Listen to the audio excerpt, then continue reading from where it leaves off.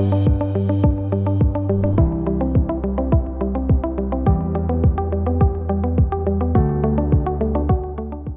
we're here today at the former Naval Air Station Joint Base Willow Grove in Horsham, Pennsylvania.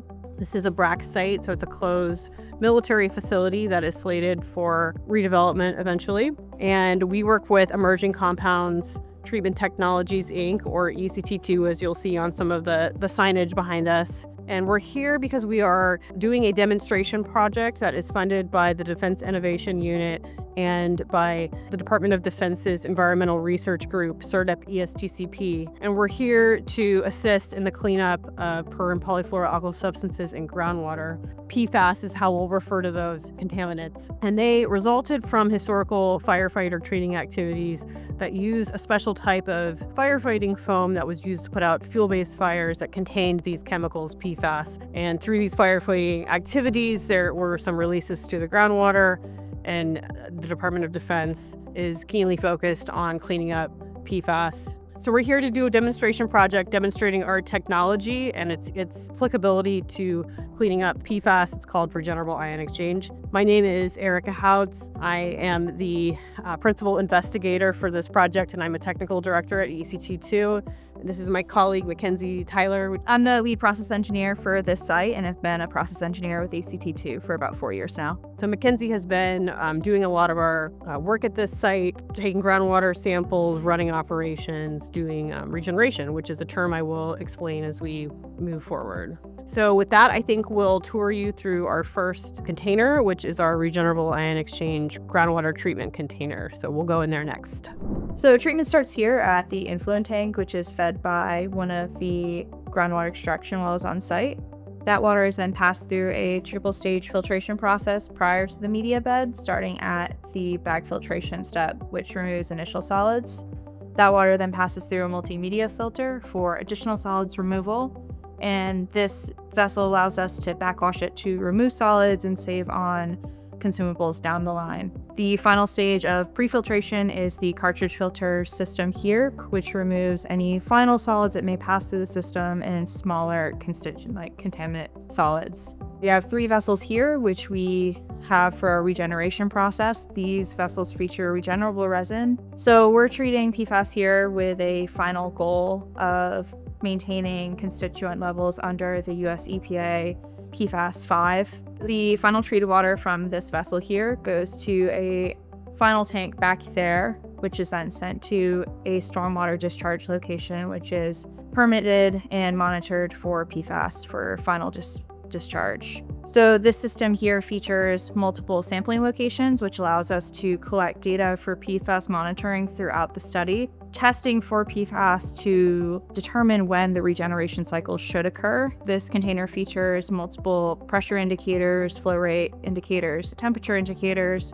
both manual and electronic, to allow us to monitor the system health. The electronic indicators feed back to this PLC here, which allows us to not only monitor the system in real time, but remotely access the system to check on it when no one's around, check on process data for any troubleshooting, trend pressures or flow rates. And the final feature of this PLC is alarm management. So we have multiple alarms set up throughout the system to protect the process equipment. Whoever is monitoring the system closely, will receive email alerts, which allows us to quickly respond to these issues if they do occur, which reduces overall downtime. So we're back outside of our container where we perform the groundwater treatment. And this is actually where the more unique part of our treatment process begins, which is the resin regeneration process.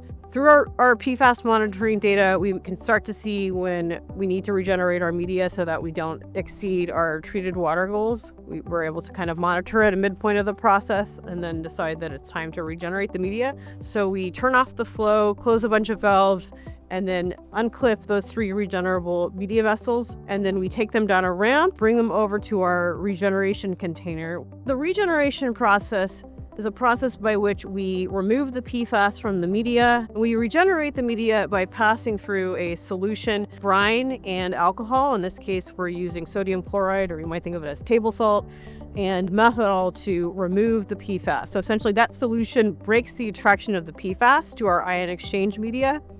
And then the PFAS are what we call desorbed into that solution, and we end up with what we call a spent regenerant solution. Then we rinse the vessels a couple of times to make sure we've removed all of that regenerant solution. That whole process takes about 8 to 10 hours. Then we bring our ion exchange media vessels back to this container, resume groundwater flow through those. So it's a very short disruption time. Then we have that regenerant solution. We then distill that solution. So we separate the water component from the alcohol component, and we are then able to recover the methanol so that we can continue to use it in future regeneration cycles. So it's a sustainable process in that sense.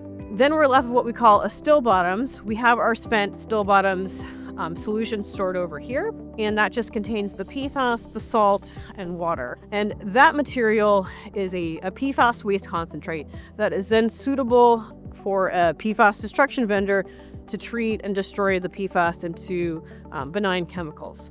And that is where the still bottoms are slated to head for. So this group of projects funded by the Defense Innovation Unit and sort of ESTCP is designed to pair groundwater treatment processes that separate and concentrate PFAS with PFAS destruction processes. And so for every 20,000 gallons or so of groundwater we treat, we generate 1 gallon of still bottom. These two containers that we've toured are both part of our mobile piloting systems, meaning they're sort of temporary systems that we bring to different sites. This site is treating groundwater. We also treat other things like wastewater, surface water, industrial wastewaters as well.